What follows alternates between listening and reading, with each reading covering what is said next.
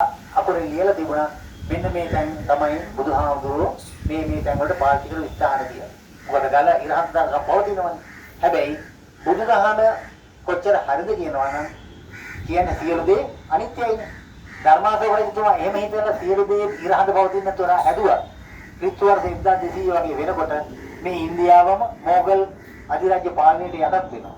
එහෙම යටත් වෙලා මේගොල්ලෝ හොයාගෙන යනකොට ඒ ආයත අවශ්‍යතාවය ඇති වුණා. මේ බුදුදහම සහ මේ සියලු ස්ථාන මේ තැන් වලින් මුල් උපදා අයින් කරනවා. ඒ සියලුම දේවල් කඩලා බිඳලා විනාශ කරලා අයින් කරන්න ඒගොල්ලෝ තීරණය කරා. එහෙම කරගෙන යද්දී අද ඒවා ඒ තැන් ඒ විදිහටම නැහැ. ඒක තමයි විච්ච අභාග්‍ය සම්පන්න තත්ත්වය. නමුත් පුරාවිද්‍ය අධිපරිශෝධයෙන් ආයි පසුකාලීන හොයලා මේවා කියවලා මේවට මුන් වෙලා තිබුණේ මේ බොහොම මෑත කාලයක දැන් වසර 3කට විතර ඉස්සෙල්ලා තමයි මේ මට්ටමට හැදෙන්නේ. නැත්නම් අර පැත්තේ පඩිපෙන්නේ ඇවිල්ලා මෙතන වෙනම ආකාරයක් තිබුණේ. නමුත් මේ දැන් පවතින අගමැතිතුමාගේ පස්සේ එතුමා බුදුදහමට කැමති නිසා මේ තැන් වල උපදෙස් දීලා මේව නවීකරණය කරලා සංරක්ෂණය කරලා මේ හදාගෙන යනවා. ඉතින් අපිට බොහොම සතුටුයි මේ පණිවිඩය ගැන.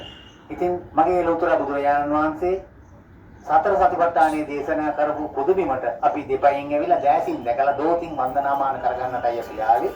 සතුටු වෙන්න මම මේ ස්ථානයට දැක ගන්න තරමට මම පින්වන්ත වුණා කියලා සතුටු වෙන්න. ඉතින් අපි ආදරණීය වහන්සේ